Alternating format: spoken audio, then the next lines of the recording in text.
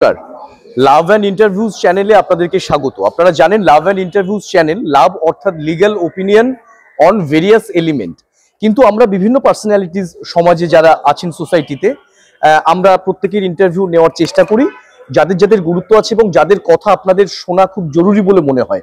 আজকে love and ইন্টারভিউজে আমাদের guest এমন একজন মানুষ, আপনারা প্রত্যেকেই তাকে চেনেন। এই মুহূর্তে মেইনস্ট্রিম জার্নালিজমের পাশাপাশি ইন্ডিপেন্ডেন্ট যে জার্নালিজম, যেটা ইউটিউব জার্নালিজম অনেকে আমরা বলে থাকি, তার একজন প্রতিভ একটি ক্যারেক্টার, একটি নাম রোজিনা। একদম নমস্কার। নমস্কার রোজিনা। সময় দিন। দর্শকের কিন্তু প্রশ্ন যে আপনি সবার ইন্টারভিউ নেন, যে আমাকে কয়েকজন ব্যক্তিগতভাবে বলেওছে যে আপনার সম্পর্কে তারা ইন্টারেস্ট দেখিয়েছে, তাই আপনার শরণাপন্ন হয়েছে।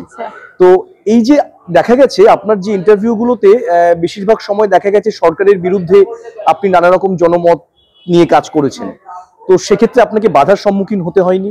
হ্যাঁ, প্রথমত বাধার সম্মুখীন তো হতেই হয়েছে। বলছি সরকারের শুধু বিরোধী নয়, সরকারের গঠনমূলক সমালোচনা আমরা করি। এই ধরুন সরকারের হয়ে কথা বলার তো অনেক চ্যানেলই আছে যারা সরকারের গুণগান করে, বড় বড় অ্যাড নেয়, তাদের পেপারে পত্রিকায় বড় বড় অ্যাড আসে সরকারের, দেখবেন। কিন্তু সরকারের গঠনমূলক, সরকার কি ভুল করছে, সাধারণ মানুষের প্রতি কি অন্যায় হচ্ছে, সেইগুলো তুলে ধরার মিডিয়ার সংখ্যা দেখবেন খুব কম থাকে। তো সেক্ষেত্রে আমরা ভূমিকা পালন করি যে সরকার কি কি এই মুহূর্তে মানুষের জন্য জনমোহিনী ভূমিকা না নিয়ে মানুষের ক্ষতি হচ্ছে সরকারের এমন কিছু প্রকল্পে বা এমন কিছু কাজকর্মে, সেই বিষয়গুলোকে আমরা তুলে ধরার চেষ্টা করি। আর যেহেতু ইন্ডিপেন্ডেন্ট জার্নালিজম করি, অনেক বাধার সম্মুখীন তো হতেই হয়। দেখুন, বাধার সম্মুখীনও হতে হয়। আর এই যে আমি আজকে হাইকোর্টে দাঁড়িয়ে রয়েছি, এই হাইকোর্টই আমাদেরকে কাজ করার এতটা স্বাধীনতা দেয়, কারণ বিচার ব্যবস্থার প্রতি আমাদের চূড়ান্ত আস্থা থাকে। ধরুন এই যে বঙ্গ টিভি, একদিনে তো আর বঙ্গ টিভি হয়নি। এই বঙ্গ টিভি সৃষ্টি করার পেছনে অনেক আমার স্ট্রাগল আছে।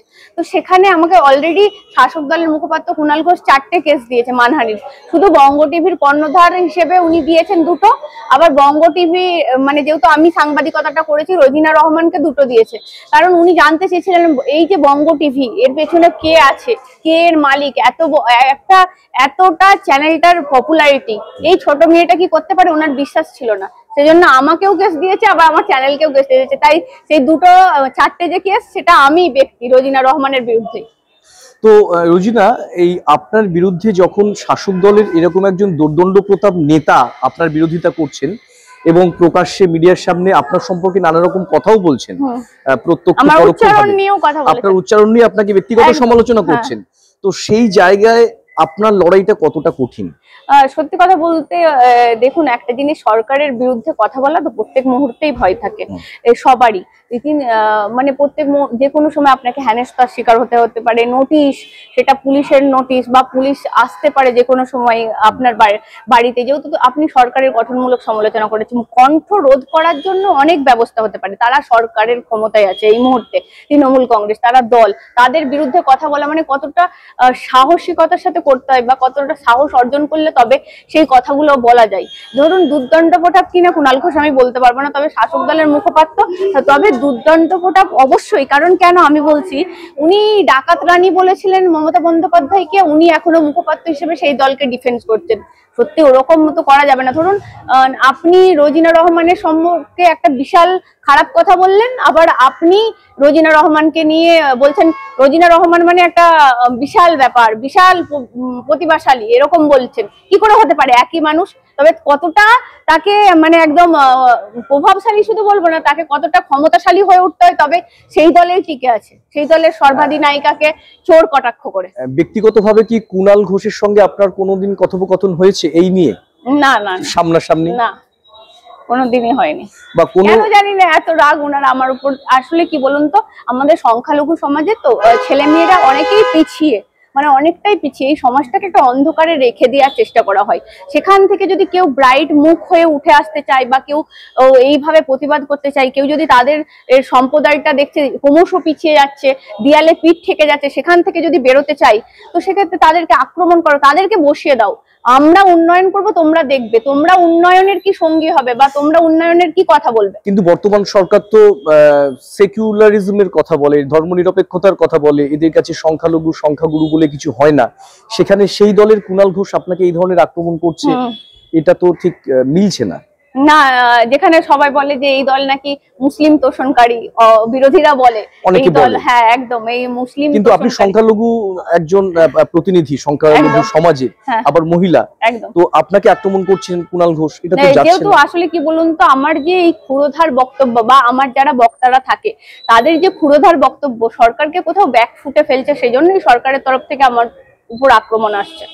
রোজিনা, অনেকে বলে থাকেন যে রোজিনা রহমান যে ধরনের সংবাদ করেন এটা একটু বিজেপি ঘনিষ্ঠ, শাসক বিরোধী তো বটেই, একটু বিজেপির ঘেঁষা, তো সে বিষয়ে আপনি কি বলবেন? দেখুন, এখন মানে আমাদের রাজ্যে বিরোধী দল হচ্ছে বিজেপি, সেক্ষেত্রে যদি আপনি সরকারের গঠনমূলক সমালোচনা করেন তার ডেভিডেন্ট কে পাবে? বিজেপি পাবে অবশ্যই, কারণ বিরোধী দলে আছে বিজেপি। যেমন মমতা বন্দ্যোপাধ্যায়ের যারা সিঙ্গুর নন্দীগ্রাম আন্দোলনে মমতা বন্দ্যোপাধ্যায়ের সাথে পা মিলিয়েছিলেন, তারা ওই আন্দোলনটাকে সমর্থন করে পা মিলিয়েছিলেন, কিন্তু মমতা বন্দ্যোপাধ্যায় তার ডেভিডেন্ট নিয়ে মমতা বন্দ্যোপাধ্যায় মুখ্যমন্ত্রী হয়ে গেছেন। তাহলে আমি যদি তৃণমূল সরকারের গঠনমূলক সমালোচনা করি তার ডেভিডেন্ট তো বিজেপি নেবেই। কিন্তু আপনি কোন রাজনৈতিক দলের সম্পাদক? একদম নয়, আমি কোন রাজনৈতিক দলের মানে সমর্থনও করিনি, কোন রাজনৈতিক ভাবধারা নিয়েও চলিনি, সেজন্য আমি কোনোদিন ভোট দিইনি এখনো পর্যন্ত। মানে রোজিনা রহমান এখনো পর্যন্ত ভোট দেন? কারণ ভোটের মেশিনটা, আমি মনে করি ভোটের সুইচটা যদি টিপি, তাহলে আমি যদি সেই দলের প্রতি আবেগপ্রবণ হয়ে পড়ি, যদি আমি তারই হয়ে কথা বলতে শুরু করি, সেক্ষেত্রে সত্যি ভোট দেওয়াটা গণতন্ত্রের অধিকার, এটা হয়। জানি না কতটা ট্রোলের শিকার হব কিনা, কিন্তু তবুও আমি দিই না। আমি নিজেকে একটা জায়গায় কন্ট্রোল করে রাখি যে হ্যাঁ, আমি কোনো দলকে সমর্থন করব না, সে যাই হয়ে যাবে। রোজিনা, একটা প্রশ্ন, আরজি করের যে ঘটনাটা ঘটেছে সেই ঘটনার পরে এই রাজ্যে থেকে বিশেষ করে একজন মহিলা এবং সংখ্যালঘু সমাজের, তারপর এরকম এই যে জার্নালিস্ট হিসেবে নিজেকে আপনি এগিয়ে নিয়ে চলেছেন, আপনার কোথাও ভয় হয় না? না, আমার ভয় হয় না, কারণ দেখুন মানে আমরা প্রতিকূলতার মধ্যে থেকে বেড়ে উঠেছি। আমার যে গ্রাম, সেটা চারদিকে নদী, মাঝখানে একটা দ্বীপ, সেখানে মানে চূড়ান্ত অরাজকতার মধ্যে থেকে আমরাও বেড়ে উঠেছি। সেখানে মানে ধরুন তখন বাম শাসন, আমার মা বিরোধী দলনেত্রী ছিল, তো সেক্ষেত্রে আমি দেখেছি অনেক সংগ্রাম, অনেক স্ট্রাগল, আর খুব রাজনৈতিক সন্ত্রাসটা সামনে থেকে দেখেছি। রোজিনা, তার মানে আপনি ডানপন্থী পরিবারের? না, আমি মানে রাজনীতি আমাকে কখনো, আমার মা হলেও আমার মানে বাবা হলেও কিন্তু আমি কোনো রাজনীতি ঘেঁষা নয়, কখনোই নয়। আর কোনো রাজনৈতিক দল, এখন তো মানুষের কথা বলার জন্য যে রাজনৈতিক দল হওয়া উচিত, সেটা সবাই বলছে নতুন দল আসবে, যারা শিল্পী সাহিত্য সম্পর্কে যারা সত্যি মানুষের ভালো করতে চায় তার জন্য নাকি নতুন দল আসবে সবাই বলছে। তো সত্যি যদি মানুষের ভালো হয় সেই দলের সমর্থক আমি হতে চাই। মানুষের নীতি যদি তারা রাজনীতি বাদ দিয়ে, রাজার নীতি বাদ দিয়ে যদি মানুষের নীতি গ্রহণ করে, তাহলে সেই দলের সমর্থক আমি হতে চাই। আর অনেক ফিল্ডের মধ্যে, মানে অনেক স্ট্রিমের মধ্যে আপনি রাজনীতিকেই কেন বেছে নিলেন? সাংবাদিকতা, আপনার খবরে রাজনীতির খবর বেশি থাকে। দেখুন, আমি না সত্যি কথা বলতে মানে অতটা মানে আমার কণ্ঠের মধ্যে দেখবেন একটা দৃপ্ত কণ্ঠ, মানে আমি খুব জোরে কথা বলি, খুব আমার গলাটা একদম মিষ্টতা কিছু নেই, আমি সবসময় কর্কশ, সবসময় মানে রাজনীতির মধ্যে একটা স্ট্রং পাওয়ার চাই। তো আমার মনে হয় সেই পাওয়ারটা আমার মধ্যে আছে। আমি এন্টারটেনমেন্ট কোনোদিন করতে পারবো না, আমি বলতে পারবো না কোনোদিন আপনি কেমন আছেন ম্যাডাম, আপনি এই কথাটা বললেন না কেন, আমি বলবো ম্যাডাম আপনি এই কাজটা করলেন কেন। ওই জন্যই আমি রাজনীতি। আর বর্তমান মেইনস্ট্রিম মিডিয়ার সঙ্গে প্যারালালি আপনি যে কাজ করে চলেছেন স্বাধীনভাবে নিজস্ব চ্যানেলে, তো সেটা কতটা কম্পিটিটিভ, কতটা প্রতিযোগিতামূলক এবং কঠিন? প্রত্যেক মুহূর্তে আপনি তো দেখছিলেন, আপনাকে আমি একটা ইন্টারভিউ দেবো বলে এই দুটো থেকে আমি কোর্টের মধ্যেই ঘুরছিলাম এদিক ওদিক, বুঝতে পারছিলেন প্রেশারটা।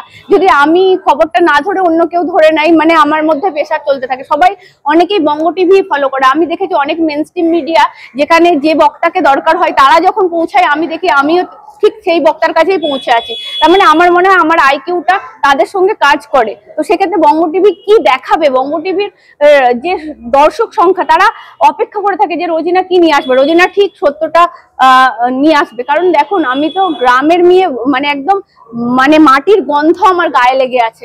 তো আমরা পরিশ্রম করতে কখনো পিছপা হয় না, তো সেই পরিশ্রম করে মানুষের কাছে সঠিক খবরটা তুলে ধরার পরিশ্রম আমার কাছে।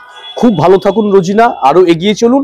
আর চ্যানেল লাভ অ্যান্ড ইন্টারভিউজে আপনার অনুরাগী মানে বঙ্গ টিভি এবং রোজিনার যারা অনুরাগী তাদের উদ্দেশ্যে আপনি কি বলবেন, শেষ কথা দিয়ে শেষ করব। সবাই ভালো থাকবেন, মানুষের ভালো করার চেষ্টা করবেন এবং মানুষকে সব থেকে গ্রহণযোগ্যতা দেবেন, দল মত নির্বিশেষে, জাতি ধর্ম নির্বিশেষে প্রত্যেকটা মানুষকে ভালো থাকবেন, ভালো রাখার চেষ্টা করবেন। যদি আপনার ক্ষেত্রে যদি আপনি একটা মানুষেরও পৃথিবীতে উপকার করে যেতে পারেন, তাহলে সেই মানুষটা আপনার নাম সারা জীবন মনে রাখবে, স্মৃতির মানে তার স্মৃতিতে অকপটে আপনার নামটা রয়ে যাবেন। তাই মানুষের ভালো করার মধ্যে থেকেই সবকিছু পাওয়া যায়। আপনারাও চেষ্টা করবেন, আপনার মনটা অন্তত বলবে একটা মানুষের ভালো করলাম। আর মনটাকে সবসময় পরিষ্কার রাখবেন, একদম ভালো ভাববেন, ভালো চিন্তা করবেন, কারোর সম্বন্ধে সব নেগেটিভ ভাববেন না, সব সময় পজিটিভ থাকবেন। নমস্কার।